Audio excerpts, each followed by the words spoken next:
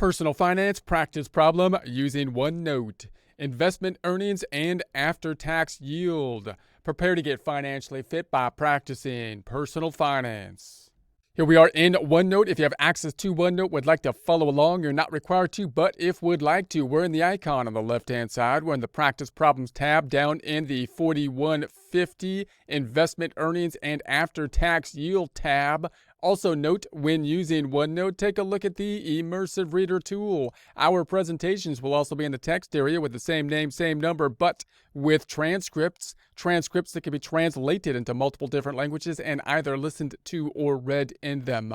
Closing the icon, we got the information up top, calculations on down below. We're going to take a look at the annual percent yield first, and then we'll move into consideration of the tax impact if we had earnings that were either tax-free or taxable, possibly earnings from interest-bearing items. So let's first go up top and think of our investment and look at our annual percent yield. Now, this is just to remember that when you're comparing and contrasting different types of investments, such as different types of savings accounts, when you're starting to put the money into the savings account, you're going to want to compare different rates of return that you might have and compare them to other investments and so on and so forth, how they would fit into your investment portfolio. You might also then consider the performance of something after time has passed. In this case, we're saying a year has passed. We can add up the earnings that we have gotten. In this case, we're going to call it interest earnings that we have earned in, say, the savings account, and try to figure out what the annual percent yield would be. Because if we have the annual percent yield, we can compare it to the performance of other accounts. Meaning, for example, we might have investments in, say, stocks and bonds, or stocks, let's say, and we have dividends on them or gains on them. We can try to do a similar type of calculation to calculate what the percent earnings were. Because remember, or if I had another CD account or something like that at another bank, or if I had a savings account versus a CD account, and so on and so forth. Note, what I cannot do is I can't generally just take this interest earnings and compare it to the savings I have in some other investment to compare and contrast the quality of the investment that we have with regards to earnings, because I might have a different amount invested in the other areas. I might have 10,000 invested somewhere else and only 1,000 invested here. Therefore, we have to do some type of percent in order to get a comparable number, and then we can do some comparisons. Now, note that you might also say, well, if I did this for any period, meaning I can do the same ratio, the same percent calculation for any period as long as I'm matching the same period. In other words, you could do it for, if it was 3 months in the year or 2 weeks or something like that, and you're comparing the earnings of one investment to the other, you could do a ratio for that time frame, and that would be fine. But if you want to compare it to other investments, what we would want to do is annualize the time frame, which is usually a year. So remember, you're usually thinking about, when you're looking at these rates and comparing them, they're usually going to give you the rates on an annual basis. And so that's where you want to be when you compare to other areas. So let's see what this would be. We got the investment of 1,000, the interest earned for 1 year from it. So now we look at our books, we'd see that we have earned interest over time, possibly from our accounting software we would get this, or possibly from the bank itself, 105 for 1 year. Then we simply do the division problem. The interest earnings, the 105 over the investment, would give us the percent earned for the time period covered, which in this case was 1 year, which would give us 105 over 1,000. Moving the decimal 2 places over gives us the 10.5%. Now, again, you can compare that 10.5% then to other investments we might have, where we could do a similar calculation but have different dollar amounts in it. We can compare how much we earned compared to the investment, and we can then compare the percents where we could not have compared the dollar amount. And note, you can do that for any time frame as long as you have the same time frame. So if you're looking at your books and we're thinking about the first 5 months or something, or even 5 years too, we could say for 5 years I've been earning this amount versus another amount, and as long as you're using the same time frame between the two, then it would be somewhat of a fair comparison. But if you're comparing to other investments that you want to invest in at this point in time, they are likely to give you options that are going to be on an annual basis. That's the standard. So therefore, you want to generally break down your earnings to an annualized basis so that you can then compare them possibly to other possible investments at that point in time. Again, that typically being the standard. Okay, so now let's take into consider the taxes. So what if we had a situation where we had a tax-free yield of 7% and a taxable yield of the 8%? So this could be the case where we have investments in, say, bonds, where we have tax-free bonds versus another savings account or something like that, where we have to pay taxes on it. Or in other words, typically you have to pay taxes on your interest earnings on a savings account, and therefore that's going to lower your after-tax basically earnings on it. Whereas if you put money into a tax-free interest account, say because you put money into government bonds, the government giving you an incentive to finance their operations by making it tax-free, that means your actual yield after taxes, your earnings after taxes, will be better, will be higher.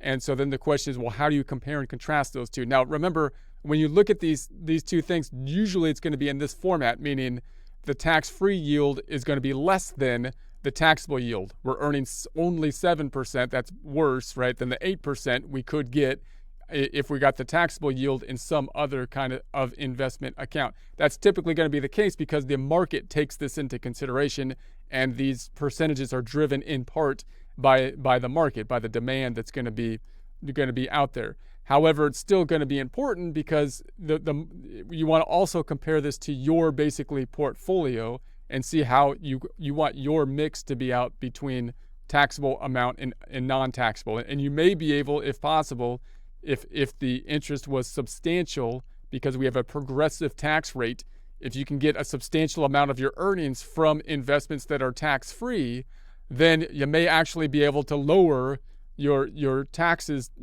rates because we have a progressive tax system. So if you were able to manage your investments, for example, to have 50% of your investments coming from earnings that are tax-free, even though the earnings were lower, and the other 50% being taxable, then your taxable income would be lower, and that could have a significant impact given the fact that we have a progressive tax system, meaning the tax rates actually go up as your income goes up.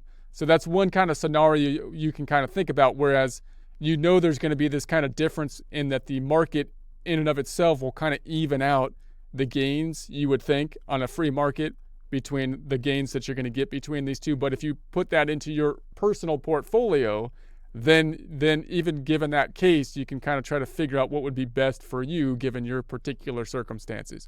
We're going to be considering the marginal tax rate at the 35%, which we're going to just assume is our top tax rate. Now, the marginal tax rate, you'll recall, is not the average or effective tax rate, which is the average rate. So if you're thinking about what rate should I use, because once again, I have this progressive tax system, so I'm being taxed at multiple different rates. What should I use? First thought would be average tax rate, right? Because that's what I'm average paying. But no, because this next decision represents something you're doing on the margin, as economists would say. And the next decision we are making means we're making a decision when we're already at our highest tax bracket. So whatever your highest tax bracket is your marginal tax bracket, which is going to be the marginal impact of the next decision, which we're assuming is this investment decision. So we're going to use our highest tax bracket generally, and then we'll figure an investment. So we can kind of figure this out without an investment first, and then we'll think about the $1,000 investment just so we can put an investment number in. So clearly, if we're talking about the tax-free yield, we don't have to do anything because it's tax-free. We got an after-tax yield of the 7%. What about the taxable amount? What's the after-tax yield if I'm at a 35% tax rate on it? Well, we have the taxable yield at 8%, and one way we can calculate this is take the 1 minus the tax rate. So 1 minus the tax rate of the 35% means we have 65%, and so we're going to take that 8% yield that we have, and 35% of it's going to be taken from us. Therefore, we're going to have the 0.08 or 8% times the 65 that we actually get to keep. That's not going to be taken from us. So the after-tax yield is going to be if I move the decimal 2 places over, 5.2%. And obviously that 5.2% is now less than the tax-free yield of the 7%. So the after-tax yield will be beneficial to us. Now again, that's because this might not be the case in the market. It depends what the market looks like. You would think that these two would kind of even out for the most part in the market, but given the fact that we're using a fairly high individual tax rate here, and if that was our particular scenario, then we might have a difference. Our situation might be different than the average of the market, which is driving this difference in the market. Okay, so then if I go down, we can calculate this a couple different ways. It's useful to kind of see this a few different ways. So first, let's just take that investment and then say that we have this is the actual tax-free yield, which would give us these 70%. So if I was looking at the tax-free, how much would we earn in the yield if we got a 7%? Well, there's no tax impact because it's tax-free. 7% of the 1,000, if we're saying the investment was 1,000, would be $70.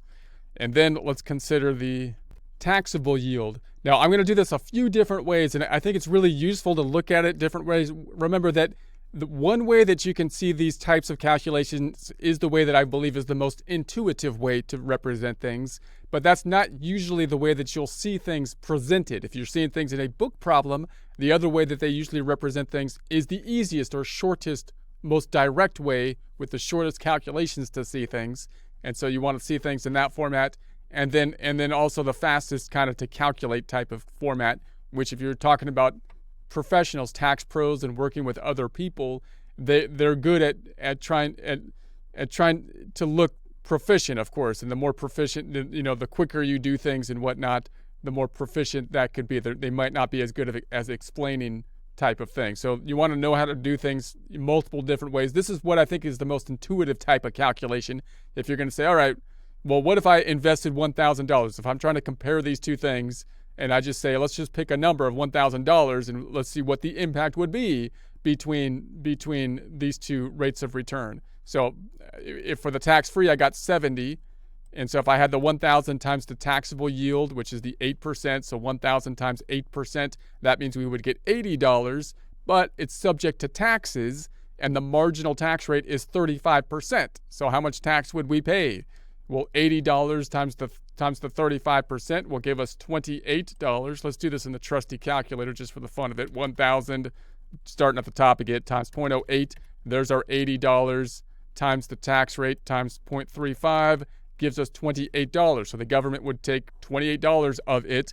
So we had an original $80 that we earned minus $28 that's going to the government. That would give us then a difference of the after-tax return of, let's do that again, 80 minus 28 would give us 52.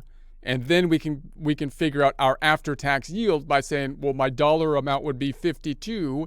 If I compare that to the original investment, 52 divided by 1,000, we get, moving the decimal 2 places over, 5.2%, our after-tax yield, which we calculated up top here. Now, we could do that a couple different ways. We can obviously do it this way. We could say, well, if I take my investment and I'm trying to get to how much I would earn from it, we can then just take that times the 5.2, meaning do this calculation we did up top times 5.2%, would get us directly to our earnings after taxes of 52. Or the other way, the kind of hybrid or in-between method would be looking something like this, the investment, and then we got the taxable yield is going to be the 8%. That means we would get $80. And then instead of doing this kind of two-step process of saying the IRS is going to take 35%, we're simply going to take 1 minus the tax rate, meaning 100% minus the 35%, to give us 65, because if the IRS is going to take 35% of the $80, we're going to be able to keep the difference between 135% or 65%. So we could go directly from the $80 times the 65% is $52. And then once again, if I compare that $52 to the 1,000 that we invested, we can get to the after-tax yield of the 5.2%. So this is often the way, and this, if you're not used to this 1 minus the tax rate thing, it can be a little bit confusing, but you'll see that often. And if you mull it over a little bit, it makes sense. You're okay. Well, yeah, the government's going to take 35%, so I get to keep 65%. Okay, so I'm keeping 65% of the earnings of 80. It's a little bit more confusing when you do this calculation up here with it, when you're taking this 1 minus the 35%, same thing, but now you're taking 65% of a percent, which is a little bit abstract because this isn't a dollar amount. You're saying, well, I'm going to earn 8%, and then I'm going to get 65% of the 8% that I earn. That's like a double percent kind of confusion thing. If I actually have a number up here, like $80, and then I think, well, yeah, the government's going to take 35% of the $80, meaning I'm going to keep 65%.